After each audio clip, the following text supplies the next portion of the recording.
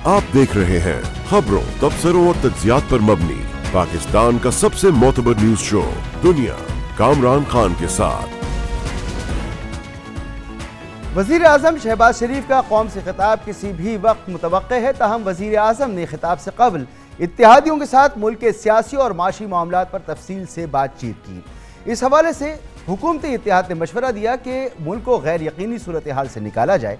वज़ीर आज़म का कहना था कि सबको बता दें हुकूमत अपनी मुद्दत पूरी करेगी, दबाव में आकर कोई इंतखाबात नहीं होंगे। इमरान खान 6 दिन बाद मुख्तलिफ जगह पर एहतजाज का शौक़ पूरा कर लें। इत्तेहादी जमातों ने वज़ीर आज़म के फैसलों की तायीद की। कल वज़ीर आज़म शहबाज शरीफ ने कौमी असम्बली में PTI को असम्बली में वापस आने और मुज़ाकराती कमेटी के लिए बनाने के लिए एक पेशकश की थी। इस हवाले से आज वज़ीर आज़म इमरान खान ने लचक का मुजाहरा किया। पेशावर में प्रेस कॉन्फ्रेंस के दौरान साबिक़ वज़ीर आज़म इमरान खान का कहना था कि हुकूमत इलेक्शन का ऐलान कर दे तो हर मामले पर बात हो सकती है।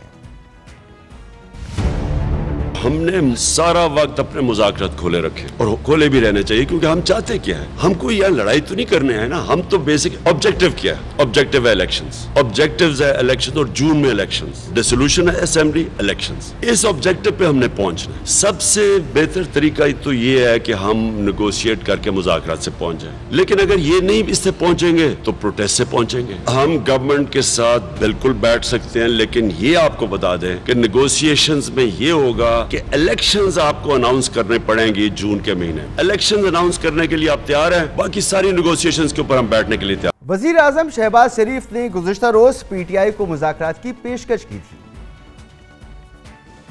बात इलेक्शन की थी तो फिर ये ऐवान में आते। मैं ये बात वाज़े कर देना चाहता हूँ इस जत्थे के सरबराह को कि तुम्हारी डिक्टेशन नहीं चलेगी। ये हाउस खुद फैसला करेगा। हमें शफाफ इलेक्शन कराने हैं, कब कराने हैं ये ऐवान फैसला करेगा। जब तक ये कोलिशन गवर्नमेंट चाहेगी हम दिन रात मेहनत करके मसाइल को हल करेंगे। इस हुकूमत की जो मियाद 1 साल 2 महीने है, इमरान खान न्याजी किसी भूल में न रहना। हम बातचीत के दरवाजे खुले हैं। बातचीत करना ये सियासतदानों का सबसे आला ज़र्फ होता है, सबसे शानदार टूल होता है, हथियार होता है। बातचीत के लिए दरवाजे खुले हैं। मैं कमेटी बना सकता हूं, लेकिन अगर तुम्हारा ख्याल है कि तुम हमें मरूब कर लोगे, ब्लैकमेल कर लोगे, डिक्टेशन दोगे तो अपने घर में दो, इस ऐवान को मत दो ये डिक्टेशन। इमरान खान के लॉन्ग मार्च के गैर मुतवक्का इख्तिताम के बाद हुकूमत भी पुरएतमाद नजर आ रही है। गुज़िश्ता 24 घंटों में कौमी असम्बली और सेनेट से इलेक्शन इस्लाहात और नैब तरमीमी बिल्स इंतहाई तेज़ रफ्तारी से मंजूर करा लिए गए, जो इस बात का इंदिया है कि हुकूमत भी जल्द इलेक्शन कराने की मुतमन्नी है। ताहम आज वज़ीर इत्तलात मरियम औरंगज़ेब ने कहा कि हुकूमत अपनी आइनी मुद्दत पूरी करेगी और इलेक्शन अपने वक्त पर होंगे। 6 दिन के बाद आपने कहा है कि हम बैठ सकते हैं आपके साथ अगर आप इलेक्शन की तारीख का फैसला कर दें, या जून में शायद कहा है कि इलेक्शन का ऐलान कर दें। कान खोल कर सुन लें, इलेक्शन का ऐलान अपनी आईनी मुद्दत पूरी होने के बाद किया जाएगा। इलेक्शन और हुकूमत आईनी मुद्दत पूरी होने के बाद होगा। खत्म होगी हुकूमत और इलेक्शन होगा, और इसका ऐलान हुकूमत और इत्तेहादी करेंगे। ये जमहूरी हुकूमत है, ना डिक्टेशन सुनेगी, ना धमकी सुनेगी। एक नाकाम हारे हुए शख्स की बात भी नहीं सुननी चाहिए जिसको अवाम ने मुस्तरद कर दिया। लेकिन ये कहना कि अगर ये करोगे तो मैं बैठूंगा, आपको किसी ने नहीं कहा बैठे। अब आप अपने घर बैठें, बनी गाला बैठें, क्योंकि आप वहां से निकलने के काबिल नहीं। क्योंकि हुकूमत ये दावा कर रही है कि इलेक्शन अपने वक्त पर होंगे, लेकिन हुकूमती जल्दबाजी इन दावों की नफी कर रही है। और हुकूमत के अहम इत्तेहादी पीपल्स पार्टी के शरीक चेयरमैन आसिफ अली जरदारी और ख़ुद नून लीग मुतादिद बार कह चुके हैं कि इंतखाबी इस्लाहात का अमल मुकम्मल होते ही इंतखाबात करा दिए जाएंगे। आज इमरान खान ने भी वज़ीर आज़म की जानिब से मुज़ाकरात की पेशकश को असम्बलियों की तहलील और इलेक्शन के ऐलान से मशरूत किया, और ये याद दहानी भी कराई कि हुकूमत और न्यूट्रल रहने वाली इस्टेब्लिशमेंट के पास सिर्फ 6 दिन का वक्त है। अगर 6 दिन में उनके मुतालबात ना माने गए तो वो फिर अवाम को सड़कों पर लाएंगे और इस बार पूरी तैयारी के साथ मैदान में उतरेंगे। मैं आज ये वाज़े कर दूं कि हम 6 दिन दे रहे हैं, उसके अंदर अगर इन्होंने ना अनाउंस किया कि असेंबलीज डिसॉल्व करके डेट कब अनाउंस करेंगे, ये मैं अब फिर से निकलूंगा और मैं आपको वाजे कर दूं कि अब हम निकलेंगे तैयारी करके। हमारी किसी की तैयारी नहीं थी। जिस तरह के पुलिस का हमारे ऊपर हमला हुआ, कोई भी तैयार नहीं था उसके लिए। 6 दिन मैंने दिए हैं, सारी कौम तैयारी करे अपनी हकीकी आजादी के लिए, और इस बारी जब हम निकलेंगे हम तैयारी करके निकलेंगे। हम सुप्रीम कोर्ट से प्रोटेक्शन चाहते हैं जो हमारा हक है, लेकिन अगर इन्होंने इस बारी वो हरकतें की जो इस बारी की हैं, फिर ये जिम्मेदार होंगे जिस तरफ ये मुल्क जाएगा। गवर्नमेंट के पास भी टाइम है, एस्टेब्लिशमेंट जो है जो बीच में न्यूट्रल या अपना रोल प्ले करती है उनके पास भी टाइम। कल इमरान खान के इस्लामाबाद पहुंचने के बाद आज़ादी मार्च के अचानक इख्तिताम के हवाले से भी सियासी और अवामी हलकों में काफ़ी बहस हो रही है, क्योंकि अपनी हुकूमत के खात्मे के बाद इमरान खान ने बड़े अवामी जलसों में अवाम को इस्लामाबाद पहुंचने की कॉल दी थी और दावा किया था कि 20 लाख लोग मार्च में शामिल होंगे। इमरान खान मुसलसल कह रहे थे कि उस वक्त तक इस्लामाबाद से वापस नहीं जाऊंगा जब तक इलेक्शन की तारीख नहीं लेता, लेकिन कल अचानक लॉन्ग मार्च ख़त्म करके पीटीआई कारकुनान को भी उन्होंने मायूस किया और मायूसी का शिकार नजर आए पीटीआई के अरकान, जिसका एतराफ़ खुद इमरान खान ने भी किया और अपने चाहने वालों को तसल्ली भी दी। उनका कहना था कि मुल्क में खून खराबे का खदशा था जिस पर धरना नहीं दिया। कोई ये ना समझे कि हम कमज़ोर हैं या इस्टेब्लिशमेंट से कोई डील की गई है। यहाँ लेंगे एक ब्रेक और ब्रेक के बाद हमारे साथ मौजूद होंगे सीनियर सहाफ़ी, सीनियर तजज़ियाकार, दुनिया न्यूज़ के मारूफ प्रोग्राम नुक्ता नज़र के रूह रवां जनाब मुजीबुर रहमान शामी साहब। उनसे तफसील से इन मामलात पर बात करेंगे। किसी वक्त भी वज़ीर आज़म कौम से ख़िताब कर सकते हैं और उनका ख़िताब बहुत अहमियत का हामिल होगा। जो मुल्क की सियासी सूरत हाल है उसके तनाजुर में भी इसको देखा जा रहा है, जो माशी सूरत हाल है उसके तनाजुर में भी देखा जा रहा है। तकरीबन 1 महीना से ज़ायद की उनका वक्त हो चुका वज़ीर आज़म की कुर्सी संभाले हुए। पहली मरतबा वो कौम से ख़िताब करेंगे और सियासी जो सूरत हाल है उस पर हम इस हवाले से तजज़िया हासिल करेंगे। ब्रेक से पहले हमने तफसील से आपके सामने रखा कि क्या सियासी मामलात इस वक्त ज़ेर बहस हैं। हमारे साथ मौजूद हैं मुजीबुर रहमान शामी साहब, दुनिया न्यूज़ के प्रोग्राम नुक्ता नज़र के रूह रवां, सीनियर सहाफ़ी, सीनियर तजज़ियाकार। बहुत बहुत शुक्रिया मुजीबुर रहमान शामी साहब। सर, जो वज़ीर आज़म का ख़िताब किसी वक्त भी मुतवक्के है और अब तक जो ख़बरें सामने आ रही हैं मुख्तलिफ़ ज़राए से, वज़ीर आज़म साहब ने अपने इत्तेहादियों से मुशावरत की है। कुछ बातें बड़ी दो टोक अल्फाज में सामने आई हैं कि इलेक्शन अपने वक्त पर होंगे, ये बात सबको बता दें वज़ीर आज़म। इसके अलावा इमरान खान साहब को अगर एहतजाज करना है तो उनको मुख्तस की हुई जो जगह है वो वहाँ पर जाएं और वहाँ पर जाकर अपना शौक़ पूरा कर लें। इस तरह की ख़बरें आ रही हैं, तो ये जो कॉन्फिडेंस नज़र आ रहा है इसकी बुनियादी वजह क्या है? देखें, इमरान खान साहब ने जो लॉन्ग मार्च का ऐलान किया था और ये कहा था कि वो धरना देकर बैठेंगे और जब तक इलेक्शन की तारीख उनको नहीं मिलेगी इस्लामाबाद से वापस नहीं आएंगे। ऐसा मुमकिन नहीं हो सका। उन्होंने इस्लामाबाद में ख़िताब किया, उनके सामने लाखों अफराद मौजूद नहीं थे और उन्होंने धरना देने से इनकार किया और लोगों को कहा वो घरों को चले जाएं और 6 दिन के वक्फे के बाद वो दोबारा कॉल देंगे अगर इलेक्शन की तारीख ना दी गई तो। अब ये जो कुछ हुआ है इससे हुकूमत में एक एतमाद पैदा हुआ है। उसने जो रुकावटें खड़ी की, जो हिकमत अमली अपनाई, जिस तरह इस डील करने का फैसला किया, नतीजा उसका ये निकला कि पंजाब से बहुत बड़ी तादाद में लोग इस्लामाबाद का रुख नहीं कर सके और केपीके से भी कोई सैले रवां उमड़ के नहीं आ सका। तो इसने हुकूमत को एक हौसला दिया है, उसकी खुद एतमादी में इजाफा किया है और वो ये समझ रही है कि अब वो इमरान खान साहब के जो ख़तरे से निपट सकती है, उनकी ताकत को महदूद कर सकती है और उनके रास्ते में रुकावट बन सकती है।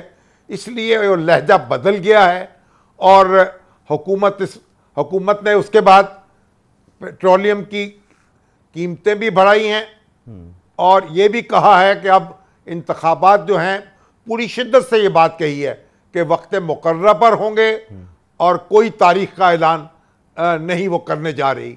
तो ये थोड़ा हालात में तब्दीली वाक़ई हुई है और इससे खान साहब को ज़ौफ़ पहुंचा है और हुकूमत जो है वो ये समझ रही है कि अब हालात उसके काबू में है। अच्छा शामी साहब, एक तरफ तो वो बड़ी 6 दिन के बाद जी शिद्दत के साथ कह रहे हैं कि इंतखाबात अपने वक्त पर होंगे, दूसरी तरफ अगर उनके एक्शंस को देखें तो उनका मौक़िफ़ रहा है कि इलेक्शन में हमें जाने से पहले फौरी तौर पर इलेक्शन कवानीन में तरमीम करनी होंगी, नैब के कानून में तरमीम करनी होंगी। बहुत तेज़ी के साथ उन्होंने ये की है, तो इसे हम सिर्फ हिफ्ज़ मा तक़द्दुम तो नहीं कह सकते हुकूमत का।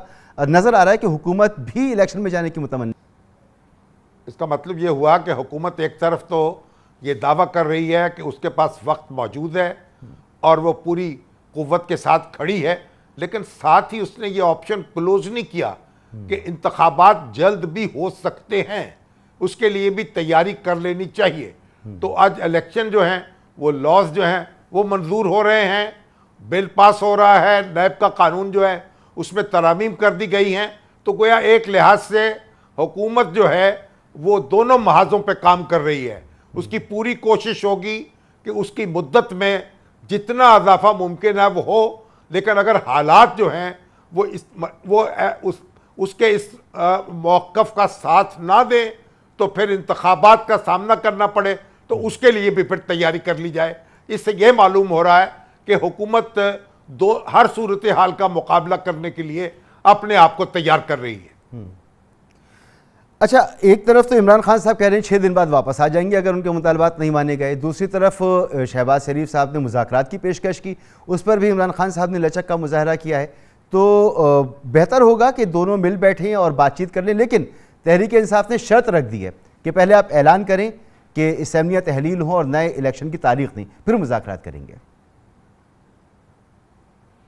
देखिए, इससे अच्छी बात तो कोई हो नहीं सकती कि फरीकैन जो हैं वो मुज़ाकरात करें, बातचीत के ज़रिए मुस्तक़बिल का लाया अमल बनाएं।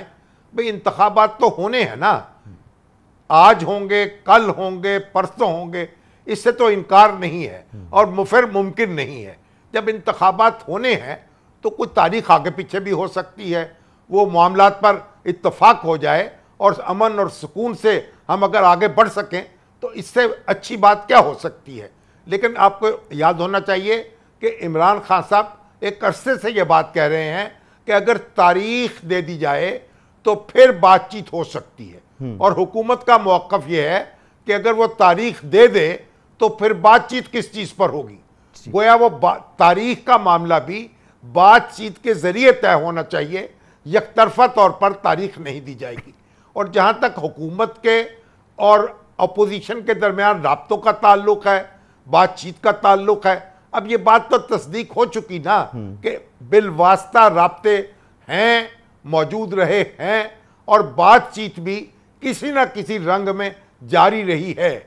और अगर इमरान खान साहब 20 ये तारीख को ऐलान न करते और ये धरना देने की तारीख न देते और लॉन्ग मार्च का फैसला न करते पेशावर में, तो फिर ये मुमकिन था कि हुकूमत तारीख देने पर भी आमादा हो जाती। बिल्कुल दुरुस्त फरमा रही हैं सर। बाखबर जराए यही बता रहे हैं जी, मगर ख्याल है कि वो इसके बहुत करीब आ चुके थे मामला। इमरान खान साहब का जो मौक़िफ़ है कि पहले असम्बलियाँ तहलील करें, शहबाज शरीफ साहब कह रहे हैं आप असम्बलियों में वापस आएँ, यहाँ पर बात करें। यहाँ मामला है नेशनल ब्रॉड कंसेंसस का, यहाँ मामला है कि CBMs हो जाएं, एक कंसेंसस डेवलप हो और फिर इलेक्शन में जाएं तो वो इलेक्शन काबिल कबूल होंगे सबके लिए। अगर पार्लियामेंट डिज़ोल्व हो जाती है, इलेक्शन की तारीख दे दी जाती है और फिर किसी मुकाम पर ये सियासी जमातें बैठकर मुज़ाकरात करती हैं, तो उसकी ज़्यादा अहमियत होगी या कम अहमियत होगी बनिस्बत इसके कि पार्लियामेंट में मुज़ाकरात हों? देखिए, अगर पार्लियामेंट डिज़ोल्व हो जाए तो फिर तो शहबाज शरीफ साहब वज़ीर आज़म नहीं रहेंगे और इमरान खान साहब ना वज़ीर आज़म होंगे ना कायदे हिज़्ब इख्तिलाफ होंगे, तो फिर तो सारी बातें खला में होंगी ना। जब तक शहबाज शरीफ साहब वज़ीर आज़म हैं और इमरान खान साहब चलिए असम्बली में नहीं भी हैं, तब भी उनकी एक हिज़्ब इख्तिलाफ के कायद की हैसियत तो मुसल्लम है ना।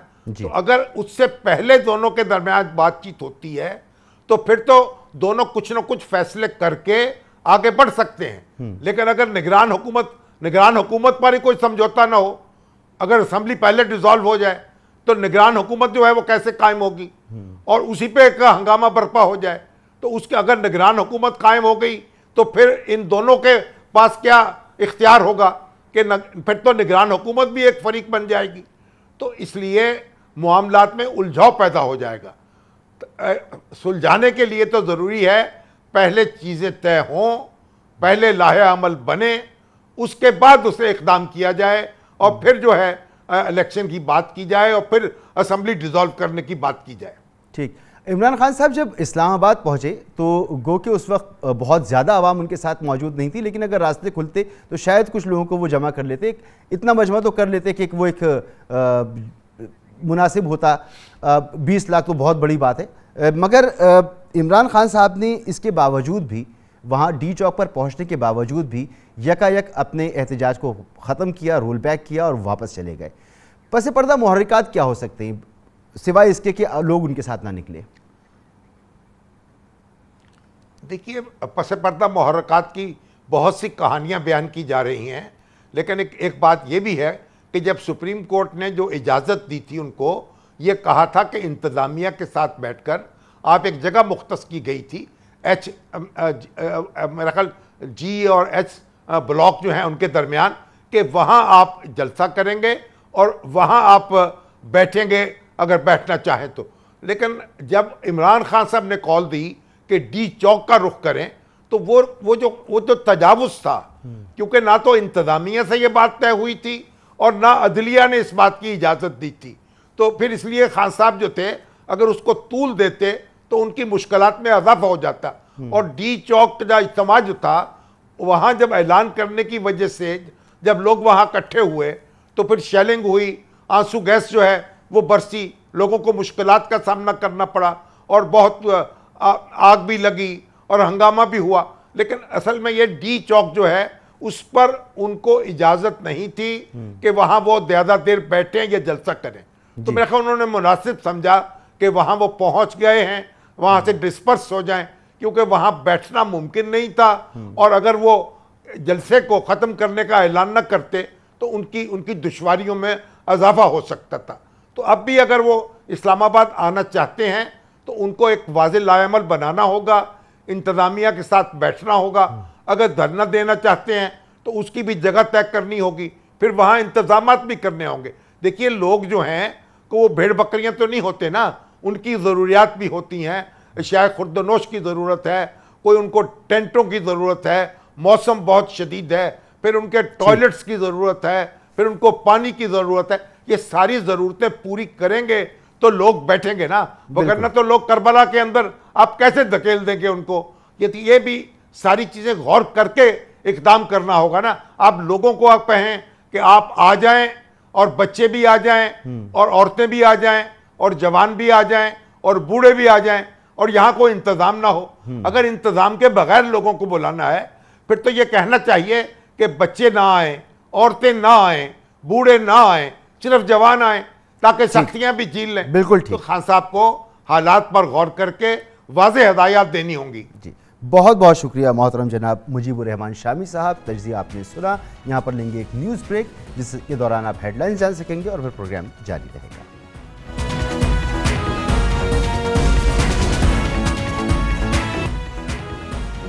मौजूदा सियासी और इक़्तिसादी बहरान मुल्क की सियासी क़यादत का इम्तिहान बन चुका है। 12 जमाती हुकूमती इत्तेहाद को इमरान खान की एहतजाजी तहरीक का सामना है, जिसकी वजह से मईशत सबसे ज़्यादा मुतासिर हो रही है, जिसका बर वक्त तदारुक ना किया गया तो सूरत हाल गंभीर हो सकती है।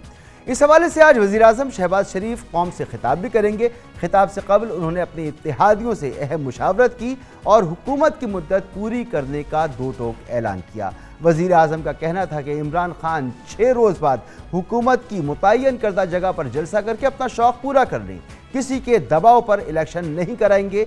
इस हवाले से कल शहबाज शरीफ ने PTI को मुज़ाकरात की दावत दी, ताहम ये भी बावर करा दिया कि हुकूमत की आइनी मुद्दत 1 साल 2 महीने है, जिस पर आज साबिक़ वज़ीर-ए-आज़म इमरान खान ने रद्द अमल का इजहार करते हुए कहा कि हम बातचीत के लिए तैयार हैं, लेकिन हुकूमत को पहले नए इंतखाबात का ऐलान करना होगा। हम बातचीत के दरवाजे खुले हैं। बातचीत करना ये सियासतदानों का सबसे आला ज़र्फ होता है, सबसे शानदार टूल होता है, हथियार होता है। बातचीत के लिए दरवाजे खुले हैं, मैं कमेटी बना सकता हूँ।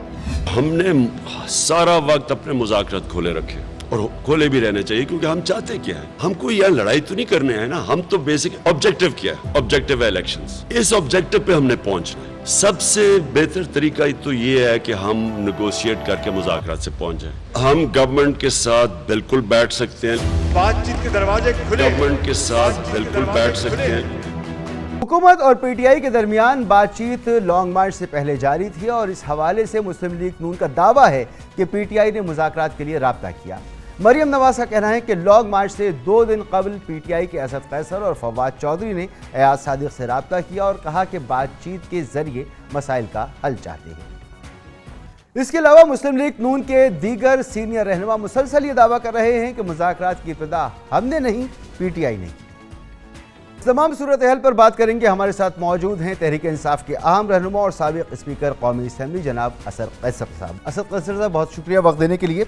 गुज़िश्ता 24 घंटे में वज़ीर आज़म पाकिस्तान शहबाज शरीफ साहब ने 2 मरतबा मुज़ाकरात की दावत दी है और खुशाइन बात है कि इमरान खान साहब ने भी आज मुज़ाकरात की बात की है। तो मगर आपका इमरान खान साहब का कहना यह है कि मुज़ाकरात उसी वक्त होंगे जब असम्बलियाँ तहलील की जाएँ और नए इलेक्शन का ऐलान कराया जाए।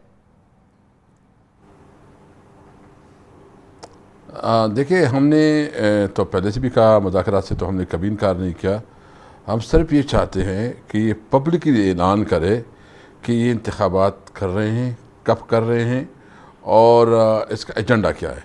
यानी ये मुज़ाकरात सिर्फ नहीं कि मुज़ाकरात बराए मुज़ाकरात हो, मुज़ाकरात का एजेंडा बिल्कुल क्लियर हो और उसमें टाइम फ्रेम दे, असम्बलियाँ जो है ना कब तोड़ेंगे और कब इलेक्शन करवाएंगे।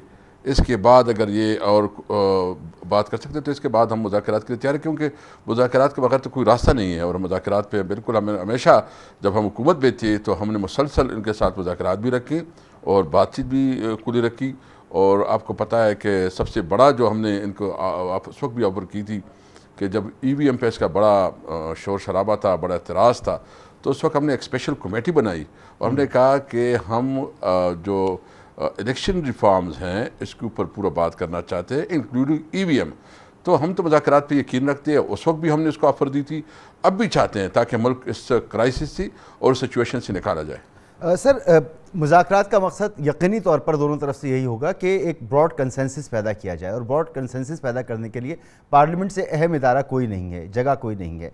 शहबाज शरीफ साहब वज़ीर आज़म पाकिस्तान कह रहे हैं कि पार्लियामेंट में आएँ और यहाँ पर बातचीत करें। अगर आप कहते हैं कि पहले ऐलान कर दिया जाए, असम्बलियाँ तहलील कर दी जाएँ, तो कंसेंसस तो पैदा नहीं हो सकता, क्योंकि असल आप खुद स्पीकर रहे हैं और आप पार्लियामेंट की अहमियत को बहुत अच्छी तरह समझते हैं।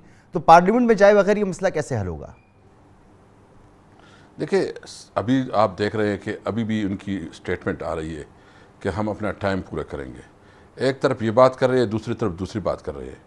पहले तो इसकी क्लियरिटी आ जाए ना, ये क्लियर मैसेज दे, वाज़ेह करे एजेंडे के साथ, इसके बाद हम बात करेंगे। मैं श्योरिटी देता हूँ, लेकिन इसके लिए सबसे अहम यह बात ये कि ये एक बात करे। अभी उन्होंने, अभी आप भी देख रहे होंगे TV पे चल रहा है कि हम 2023 तक जाएंगे, हम जो है ना अपना टाइम पूरा करेंगे। और दूसरी तरफ मुज़ाकरात, तो किस चीज़ के मुज़ाकरात? मुज़ाकरात तो 1 पॉइंट एजेंडा है।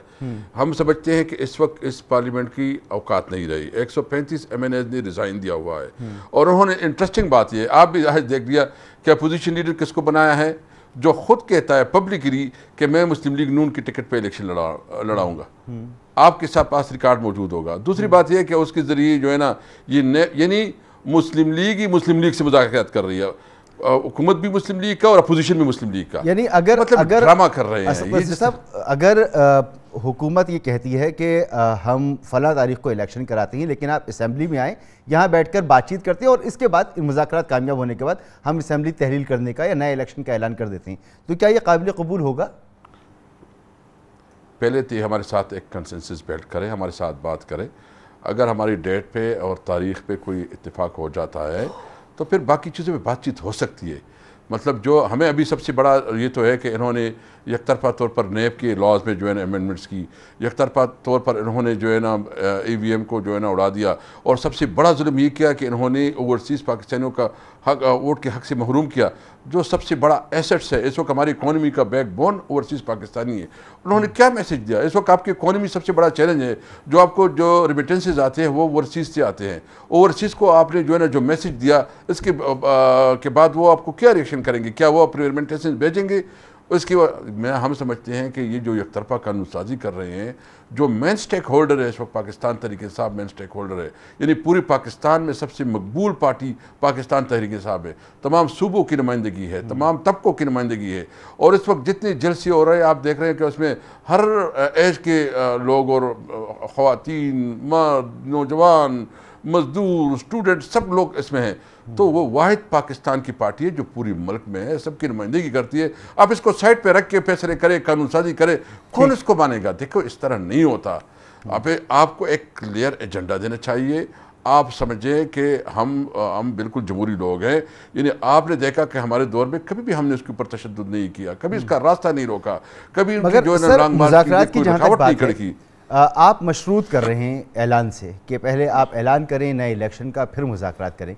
ये बेहतर नहीं होगा कि आप मुज़ाकरात पे बैठे और वहाँ बीच का कोई रास्ता निकल आए, या आप अपने जो मकासद हैं वो हासिल करने इन मुज़ाकरात के दौरान, तो मुज़ाकरात शुरू हो जाएं और फिर जो भी नतीजा उसका निकले वो कौम के सामने आ जाए?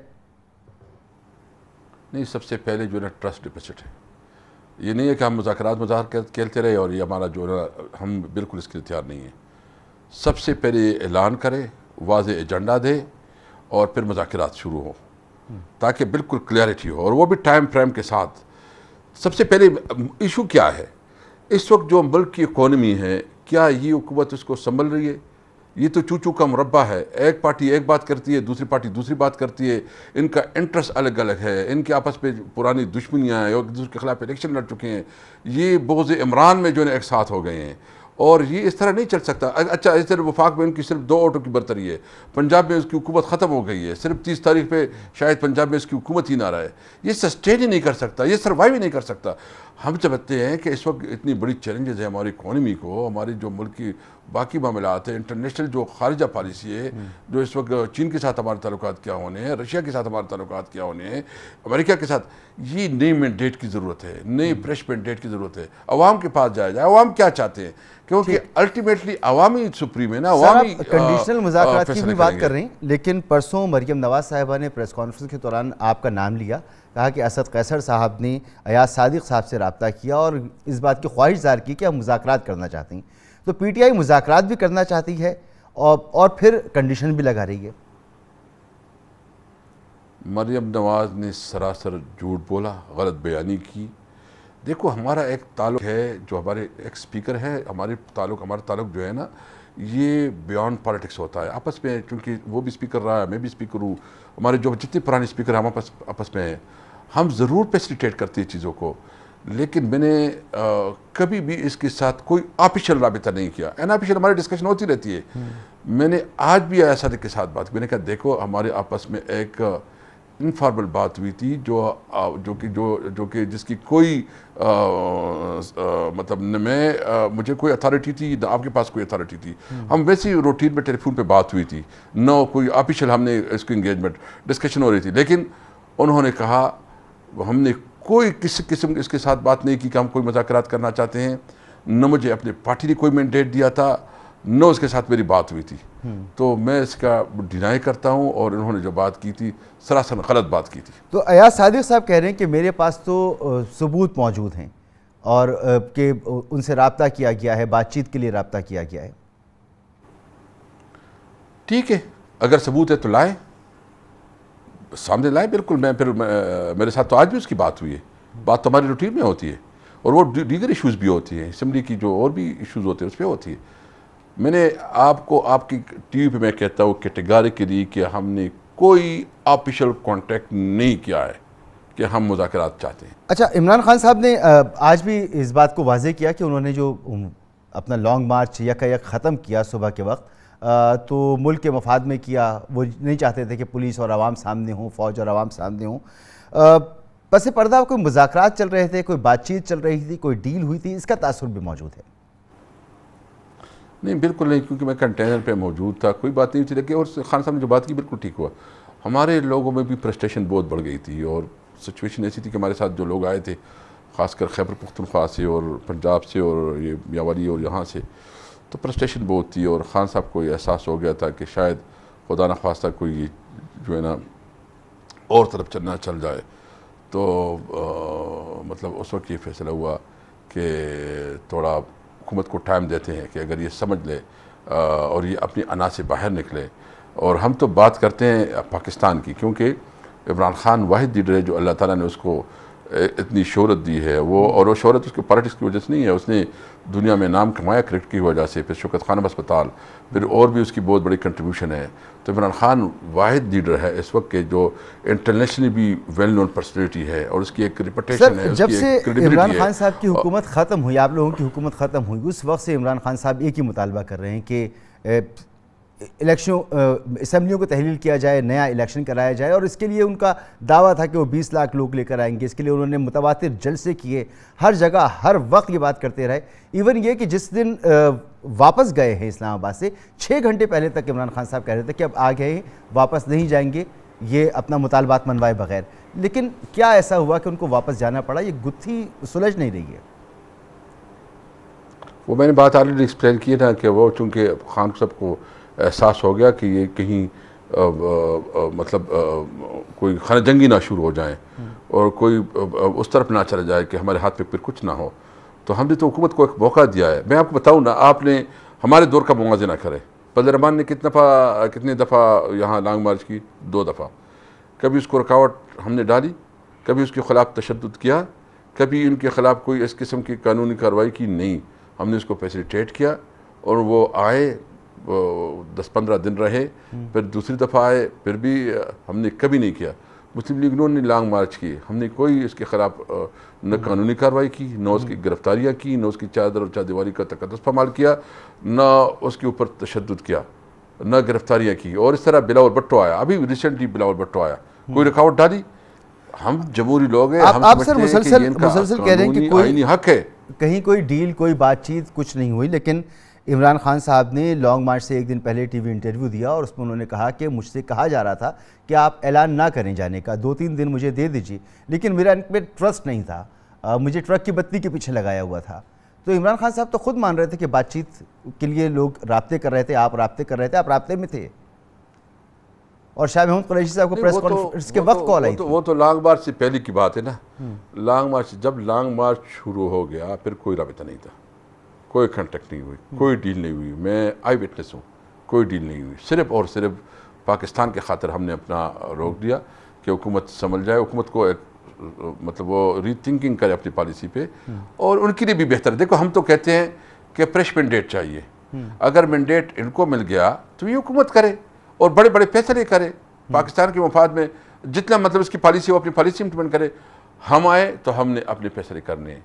और ये इस वक्त ये जो दूरी लंगड़ी हुकूमत है, ये इकॉनमी इससे नहीं संभलनी, ये मुल्क के हालात इनसे नहीं संभलनी, ये खारिजा पॉलिसी नहीं दे सकते, इनके अंदर इतनी कैपेसिटी नहीं है। सर आप वापस चले गए, आपका कहना ये है 10-12 जमातें हैं जी, आपका कहना यह है कि डर यह था कि कोई खाना जंगी ना हो जाए। आप वापस उस वक्त गए जब आपका तमाम क्राउड जो है वो डी चौक के आसपास जमा हो चुका था, कराची, लाहौर वगैरह में सारे मामला संभल चुके थे। जो टेंशन का वक्त था, जिस वक्त दू बदू आंसू गैस की शेलिंग हो रही थी, वो वक्त था जिसमें ये फैसला करना चाहिए था। लेकिन जिस वक्त आप वापस गए उस वक्त तो सूरत हाल खासी कंट्रोल में थी हुकूमत के। नहीं, मैं आपको बताऊँ ना, ये इतने ज़्यादा लोग आ रहे थे, यानी हमारे अपनी सूबे से, कि ये अगर हम एक तो हमारा प्लान था कि हम 5 बजे जो है ना फिर कॉल कर फिर जैसा करें, लेकिन जो लोग आ रहे थे वो इतने ज़्यादा कि वो सारा चीज़ बेकाबू हो जाती। देखो, हम तो जमहूरी उस पर यकीन रखते हैं, हम तो पुरअमन एहतजाज पे यकीन रखते हैं, हम किसी सूरत मगर सर बेकाबू तो उस वक्त होते ना जब आपको सपोर्ट ना होती। और सुप्रीम कोर्ट पुरअमन एहतजाज जो है उसको तस्लीम करते हुए उसने आपको एक जगह भी, वेन्यू भी दे दिया था, और उसने ये भी कह दिया था कि रुकावटें नहीं लगानी चाहिए, गैर कानूनी गिरफ्तारियों को उसने गैर कानूनी करार दे दिया था। तो उस वक्त जितने भी लोग आ जाते तो खाना जंगी का खदशा तो फिर भी नहीं था। नहीं तो क्या हुकूमत ने सुप्रीम कोर्ट के फैसले का एहतराम किया? क्या आपने नहीं देखा? आपने नहीं देखा कि जिस तरह शेल बरसाए जा रहे थे? आपने नहीं देखा कि जिस तरह बुजरी दिखाई गई और जितना तशद्दुद किया गया? सर मैं वही अर्ज कर रहा हूं कि खाना जंगी का खदशा उस वक्त था जिस वक्त ये सब कुछ हो रहा था, लेकिन जिस वक्त वापस जाने का ऐलान किया उस वक्त मैं हम तो कहते हैं, और आपके यानी उन्होंने जब वो सुप्रीम कोर्ट की रिस्पेक्ट ना करे, सुप्रीम कोर्ट के फैसले को ना माने, लोगों के ऊपर तशद्दुद करे, हमारे 5 लोगों को शहीद करवाया, हज़ारों लोग उसमें ज़ख्मी हो गए, हज़ारों लोग जो है ना जेलों में गए, तो सुप्रीम कोर्ट को तो उन्होंने तौहीन अदालत कर दी। सुप्रीम कोर्ट तो वो मान नहीं रहे थे। ये देखे, इस वक्त एक बोर में फंस गया है मुल्क। इस वक्त वाहिद रास्ता है फौरी इलेक्शन। जी सर, आपने खुद भी फरमाया कि आप राब्ते में तो हैं नून लीग के लोगों के साथ, अयाज सादिक साहब से भी आपका राब्ता तो है, गो कि कोई ऑफिशियल आपको पार्टी की तरफ से मैंडेट नहीं था। लेकिन जब नवाज शरीफ साहब की तरफ से भी 24 घंटे में 2 मरतबा मुज़ाकरात की दावत दे दी गई है, इमरान खान साहब ने भी मुज़ाकरात की बात की है, तो अब किस सतह पर राब्ते हैं आप लोगों के? तहरीक इंसाफ की क़यादत के, नून लीग की क़यादत, कोई राब्ते हुए हैं आप लोगों के? आप इसमें कोई राबिता नहीं है इस वक्त। सिर्फ जो टीवी पे जो खान साहब ने बात की है या जो है ना मियां शहबाज शरीफ से ने बात की है, वही दोनों बातें हो रही है जो टीवी पे अभी ऑफिशियली कोई कॉन्ट्रैक्ट डेवलप नहीं हुआ, तो एस्टेब्लिश नहीं कोई हुआ। इम्कान सर कि कब तक, क्योंकि अब इमरान खान साहब की भी ख्वाहिश है कि मुज़ाकरात हो जाएं, तो कोई ऑफिशियली राब्ता हो जाए, इसकी कोई इम्कानात? तो इसके लिए ज़रूरी है कि पहले हुकूमत करे, हुकूमत ऐलान करे, पब्लिकली एक एजेंडा बताएं, और इसके बाद जो है ना बिल्कुल हम मुज़ाकरात करेंगे। लेकिन वो जो हमारा मेन मुतालिबा है कि फौरी इलेक्शन और असम्बली की तहलील, और फिर जो इन्होंने कानून साजी की है, जो एक तरफा कानून साजी की है, इसको भी एजेंडा में शामिल करना चाहते हैं कि ये एक तरफा कानून साजी नहीं। और जिसको अपोजिशन लीडर बनाया है वो उसने आइंदा इलेक्शन लड़ना है PMLN की टिकट पे। अच्छा, हुकूमत भी और अपोजिशन भी, दोनों मुस्लिम लीग नून, ये किसका कौन मानेगा मौक़िफ़ है? और मगर इमरान खान साहब मानेगा? इसका ड्रामा है बिल्कुल, ये मजाक कर रहे हैं सब कुछ। ठीक, मगर अहम बात यह है कि आप भी अपने मौक़िफ़ पर डटे हुए हैं, हुकूमत भी अपने मौक़िफ़ पर डटी हुई है, कोई सूरत हाल में तब्दीली नहीं है। इमरान खान साहब एक तरफ मुज़ाकरात की बात कर रहे हैं, दूसरी तरफ कह रहे हैं कि 6 दिन बाद वापस आएंगे और ज़्यादा तैयारी से आएंगे, ज़्यादा लोगों को लेकर आएंगे। जब उस वक्त आएंगे तो फिर खाना जंगी और खून खराबे का ख़तरा नहीं होगा? मुल्क की मईशत को हमने अपनी अखलाकी ज़िम्मेदारी पूरी कर दी है, हमने उसको बता दिया है।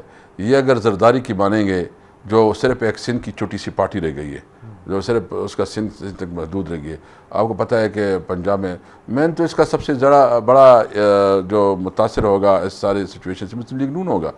उसने अपनी 2 दिन की हुकूमत के लिए अपनी सियासत में वो तबाह कर रहे हैं।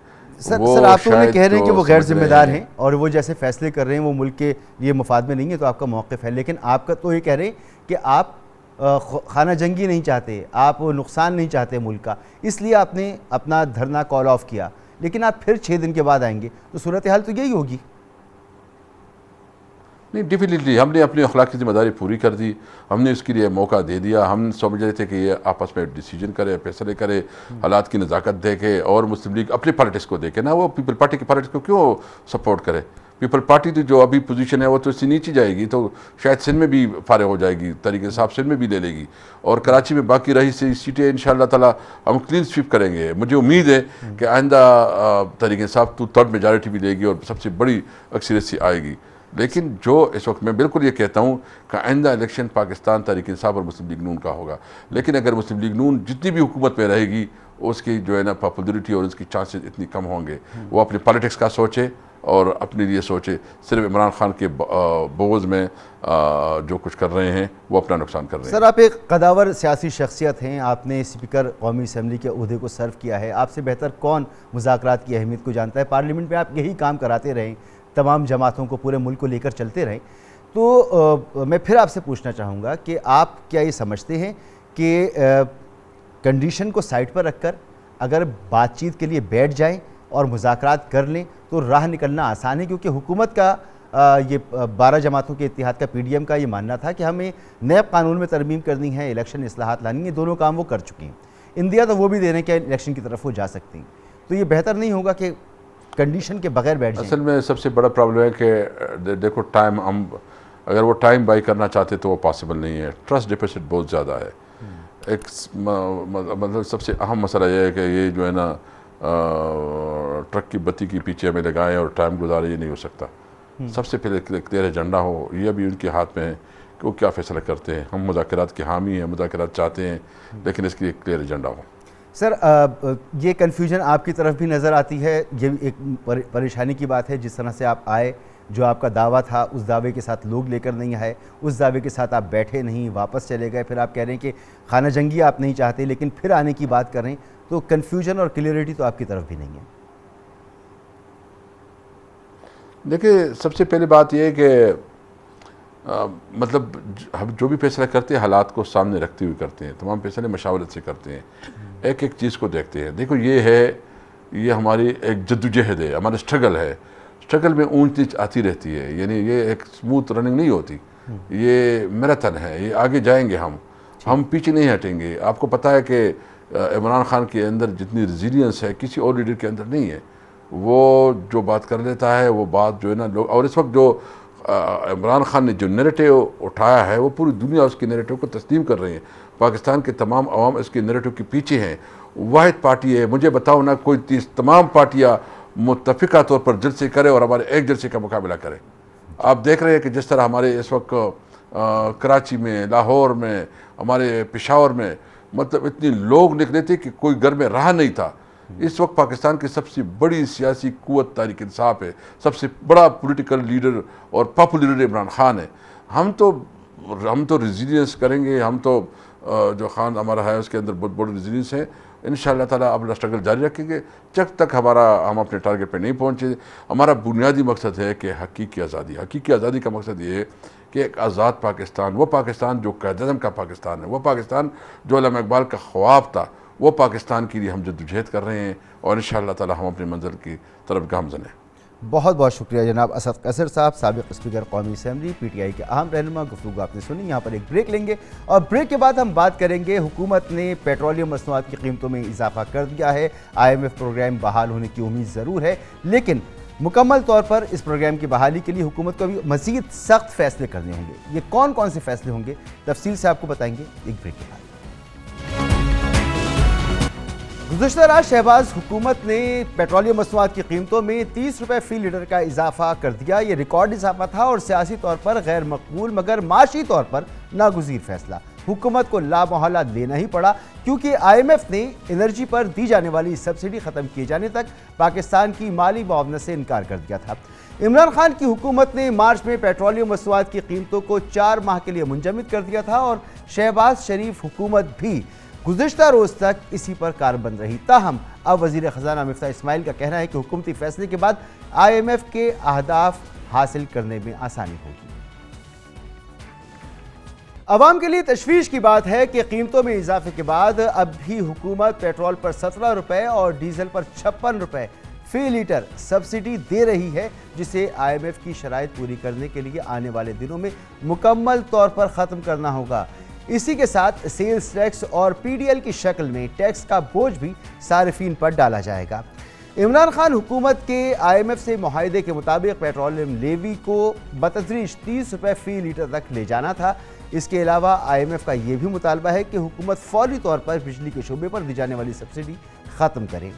खदशा है कि चंद रोज़ में हुकूमत बिजली की कीमतों में भी मुमकिन 7 रुपये फ़ी यूनिट तक इजाफा करने पर मजबूर होगी।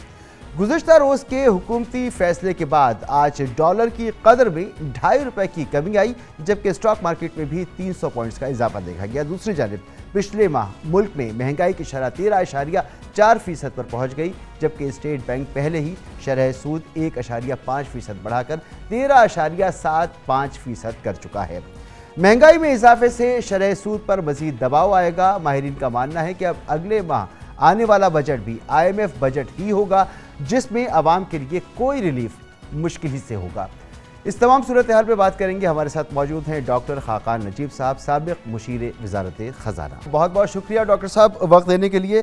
डॉक्टर साहब, वज़ीर ख़जाना मिफ्ता इस्माइल साहब बहुत पुरुमीद हैं कि वो IMF का प्रोग्राम अब बहाल करवा लेंगे, क्योंकि पेट्रोलियम मसनूआत पर जो है एक खातिर ख्वाह इजाफा कर दिया गया है उसके अंदर। लेकिन IMF की जो शराइत हैं वो तो ये है कि पावर सेक्टर पर दी जाने वाली तमाम सब्सिडीज़ जो जिसका फ़ंड पहले से आपके पास मौजूद नहीं है उसे ख़त्म करना होगा। तो क्या जो कीमतें बढ़ाई गई हैं इसके बाद वाकई वज़ीर ख़जाना साहब जो पुरुमीद हैं उनकी उम्मीद पूरी हो जाएगी, IMF का जो प्रोग्राम है वो बहाल हो जाएगा, या अभी हमें मज़ीद सब्सिडीज़ ख़त्म करनी होंगी, मज़ीद प्राइस बढ़ानी होंगी, बिजली की भी, पेट्रोलियम की भी, फिर कहीं जाकर ये प्रोग्राम बहाल होगा? बिस्मिल्लाहिर्रहमानिर्रहीम, it's always a pleasure to be on Dunya TV. देखिए, सबसे पहले तो हम इसी को देख लेते हैं जो पेट्रोलियम प्रोडक्ट्स में हो रहा है। पेट्रोलियम प्रोडक्ट्स में इस वक्त ये हो रहा है कि आपने जब ये सब्सिडी कम भी की 30 रुपए से, उसके बावजूद मैं आपको एस्टिमेट देता हूं कि 80 अरब रुपए की जून के लिए सब्सिडी है, जिसकी जरूरत पेश आएगी अगर हम अपनी कीमतों को यहां से और चेंज नहीं करते। तो एक तो बात ये याद रखें, जैसे आपने सुना है कि 17 रुपए अभी भी पेट्रोल पे मौजूद है और 56 रुपए डीजल पे। जब इसको मैं क्वांटिफाई करता हूं तो ये इतनी बन जाती है। तो ये सब्सिडी अगेन सबको दी जाएगी, कतई नजर इससे कि गवर्नमेंट जो है वो टारगेटेड सब्सिडी की मद में क्या करती है। सो हमें इस पे भी कुछ मूव और करना पड़ेगा। मैं समझता हूं कि जब ओगरा की नेक्स्ट प्राइसिंग आएगी तो इधर जून में, या अगर फंड से ये बात कर ली जाए कि अभी हमने बहुत बढ़ाया है, तो इस पे भी मूव करना पड़ेगा आने वाले दिनों में।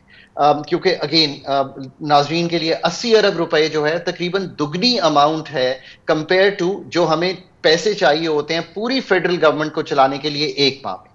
सो हमें इस पे भी देखना पड़ेगा। पर देखिए, सबसे ज्यादा जरूरी ये बात है कि फंड का प्रोग्राम करना जो है इस वक्त पाकिस्तान के लिए सॉफ्ट लैंडिंग है।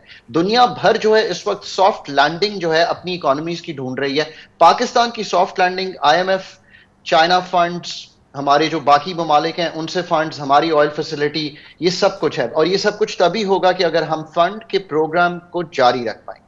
इसके अलावा भी कुछ करना पड़ेगा और उसमें 2-3 चीजें बहुत अहम है। नंबर 1, पेट्रोलियम पे आगे चलना पड़ेगा। नंबर 2 जो है, इलेक्ट्रिसिटी पे 5 रुपए सब्सिडी है। ये 5 रुपए सब्सिडी इन एडिशन दे दी गई थी जो और सब्सिडीज एग्जिस्ट करती हैं। मसलन आप एक सब्सिडी है जो हम एक्सपोर्टर्स को दे रहे हैं, हम 9.5 से 11 सेंट की बिजली उनको दे रहे हैं जो 15 सेंट से ज्यादा की बन रही है। सो हमें 5 रुपए पे भी कुछ करना पड़ेगा, दूसरे को भी देखना पड़ेगा। हम इस वक्त गैस पे भी ऐसी ही सब्सिडी दे रहे हैं। LNG हम 23 से 24 डॉलर की ले रहे हैं, गैस हम एक्सपोर्टर्स को 6.5 सेंट की दे रहे हैं। तो हमें इस पे भी मूव करना पड़ेगा। सो ये in as far as subsidies are concerned, इन सब चीजों को देखना पड़ेगा। फिर बहुत जरूरी ये होगा कि हम अगले साल का जो बजट है वो कैसे बनाते हैं। 7200 अरब का टैक्स टारगेट कैसे अचीव करते हैं, उसमें नई टैक्सेशन क्या आती है, उसमें पर्सनल इनकम टैक्स के क्या रिफॉर्म आते हैं। मैं इस पर डॉक्टर साहब आपसे अलहदा सवाल करना चाहता हूं, लेकिन ये जो मेजर्स आपने बताए जो बहुत ज़रूरी हैं और ये हमें फौरी लेने, वो बहुत वक्त भी हमारे पास रहेंगे। तो इससे तो ये होगा, अगर हम गैस पे सब्सिडी ख़त्म कर देंगे, बिजली पे ख़त्म कर देंगे, पेट्रोलियम मसनूआत पर जो अभी बाकी है वो भी ख़त्म कर देंगे, तो इन्फ्लेशन बढ़ जाएगी। इन्फ्लेशन बढ़ेगी तो उसका असर इंटरेस्ट रेट पर आएगा। अब इंटरेस्ट रेट जो है हमारा वो पहले ही बढ़ा हुआ था, कोई 13.4% पर था। तो इस सूरत हाल को आप कैसे देख रही हैं? देखें, ये इस वक्त सारी दुनिया जो है और सारे लोग जो हैं वो परेशान हैं इन्फ्लेशन से, इसमें कोई दो आरा नहीं है। कुछ हमारी इन्फ्लेशन एक्सोजेनस है, यानी कि बाकी जो एक्सटर्नल सर्कमस्टांसेस, कमोडिटी प्राइसेस, उससे आ रही है। कुछ आ रही है क्योंकि जो आपका रूपी है वो कहाँ 175-80 के करीब और फिर 202 रुपए। कुछ तो यहां से फर्क पड़ेगा कि जब आप सही मेजर्स लेंगे। तो आज आपने पहला मेजर लेके देखा, आपने देखा है कि 2 रुपए 25 पैसे रुपी की करेक्शन हुई है। अगर रुपी और करेक्ट होता है तो कुछ इन्फ्लेशन बेहतर हो जाएगी।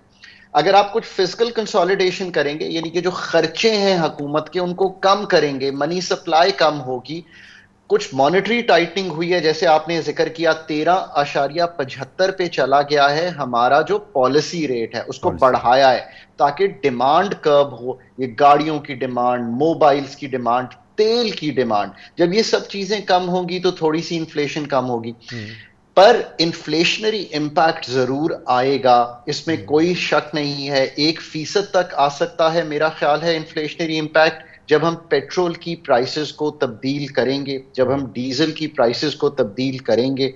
और इसके लिए मैंने बारहा कहा है कि 5 जो एरियाज हैं उन पे अपनी निगाह रखें। और मैं समझ रहा हूं कि हुकूमत उस तरफ मूव कर रही है और हम उम्मीद रखते हैं। वो क्या है? Number 1 motor bike owners, number 2 3 wheelers rickshaw owners, number 3 आपके एग्रीकल्चर ट्यूबवेल्स, नंबर 4 आपके जो फार्मर्स हैं उनके जो ट्रैक्टर्स हैं, और नंबर 5 सबसे इंपॉर्टेंट आपकी जो पब्लिक ट्रांसपोर्ट है। तो इसको भी आप शील्ड करें through the income support program data. और मैं बारहा कह चुका हूं, NSER national socio economic registry data जो 33 मिलियन का है और जो एक्साइज एंड टैक्सेशन का है। बहुत बजा सवाल है आपका। कि ये इन्फ्लेशन को कर्ब करने के लिए फिस्कल को कंट्रोल करें, जिससे करंट अकाउंट बेहतर होगा, रुपी थोड़ा सा थम जाएगा और नीचे आएगा, उससे इंपोर्टेड इन्फ्लेशन कम होगी।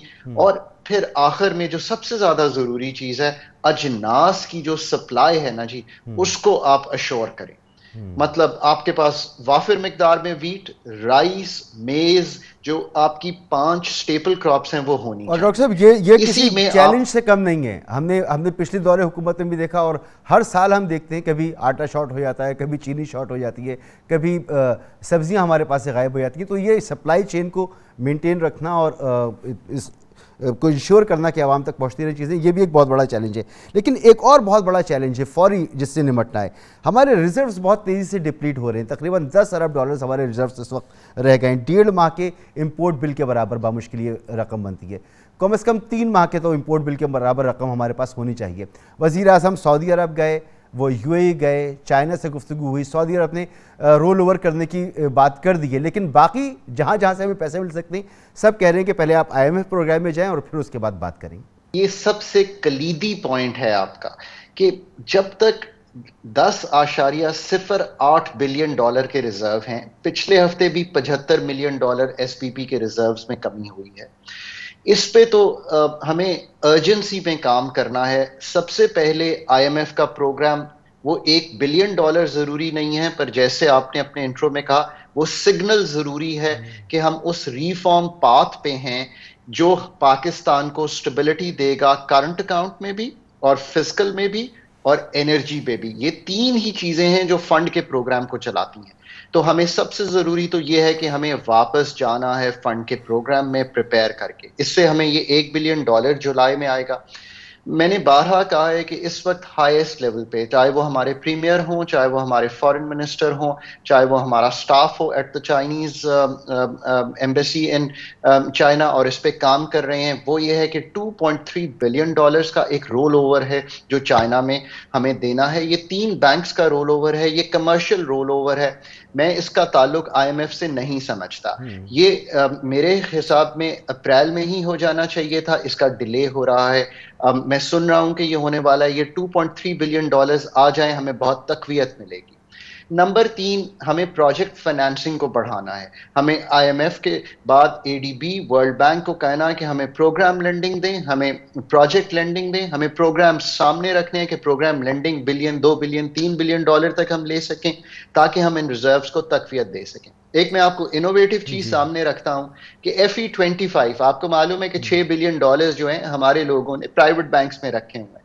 गवर्नमेंट अगर ये अलाउ कर दे इस वक्त कि इन पैसों को आप ले जा सकते हैं स्टेट बैंक के अकाउंट में, और लेट से कि जो इस वक्त 7% आप रोशन डिजिटल अकाउंट्स पे दे रहे हैं या इन्वेस्टमेंट्स पे दे रहे हैं, यही पैसे आप लोकल्स को भी अलाउ कर दें कि उसमें ले जाए जा सके, जो सर्टिफिकेट्स हैं, नया पाकिस्तान सर्टिफिकेट्स।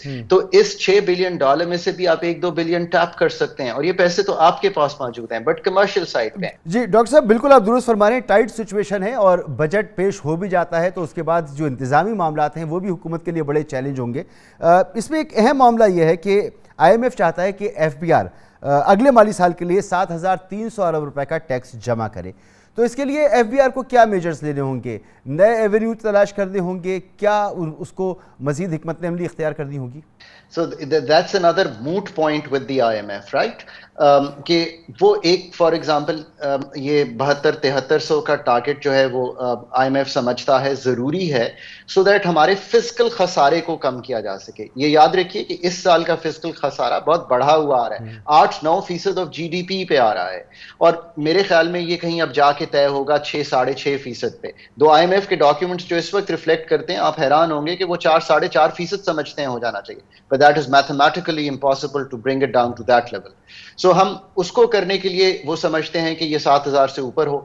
FPR और जो हमारे इस वक्त के प्रोफेशनल्स हैं ऑन द टैक्स साइड, उनका ख्याल है कि ये थोड़ा हाइटन टारगेट है। उसकी वजह मैं आपके सामने रखता हूँ। देखिए, इस साल का पहले टारगेट है 6100 अरब। लग यूं रहा है कि अब चूंकि इंपोर्ट्स स्लो डाउन हो रही हैं और सब समझते हैं कि बहुत बड़ा जो जंप आया है FPR में, उसका ताल्लुक इंपोर्ट से है, पेट्रोलियम इंपोर्ट्स हो, मशीनरी की इंपोर्ट्स हो, एग्रीकल्चर की इंपोर्ट्स हो, गुड्स की इंपोर्ट्स हो, सो वहां से आ रहा है। अगर इंपोर्ट्स स्लो डाउन कर जाती हैं, जो कि लग रहा है कि अब कर रही हैं, और हम करंट अकाउंट को भी कम होते हुए देख रहे हैं, तो 72-7300 पे जाना एक मुश्किल चीज है। क्योंकि आप ये देखें ना कि नॉमिनल ग्रोथ जो होगी, अगर हम 6000 भी कर लें तो उससे 10-12% नॉमिनल ग्रोथ होगी, तो आप 6500 या 6600 के करीब चले जाएंगे, तो आपको 300-400-500 के एडिशनल मेजर्स लेने पड़ेंगे। सो अब हमें इन मेजर्स पे बात करनी पड़ेगी, और इसमें एक बहुत इंपॉर्टेंट मेजर जो डिस्कस हो रहा है नाजरीन के लिए, और वेरी कंसर्निंग मेजर है, बिकॉज इसको हमें we have to get it right, वो है पर्सनल इनकम टैक्स। क्योंकि अगर आप पर्सनल इनकम टैक्स में तब्दीली करते हैं तो अगेन ये अर्बन हाउस होल्ड्स को हिट करता है, अर्बन मिडिल क्लास को हिट करता है। ठीक, सो ये सारी चीजें हैं, प्लस बहुत टाइट सिचुएशन है डॉक्टर साहब, मेरे पास वक्त की थोड़ी किल्लत है, लिहाजा गुफ्तगू को यहाँ पर रुकना पड़ेगा। बहुत बहुत शुक्रिया आपका वक्त देने के लिए। डॉक्टर खाकान नजीब साहब, साबिक मुशीर वज़ारत ख़ज़ाना, हमारे साथ मौजूद थे। गुफ्तगू आपने सुनी, प्रोग्राम का वक्त ख़त्म होता है, इजाज़त चाहेंगे, अल्लाह हाफ़िज़।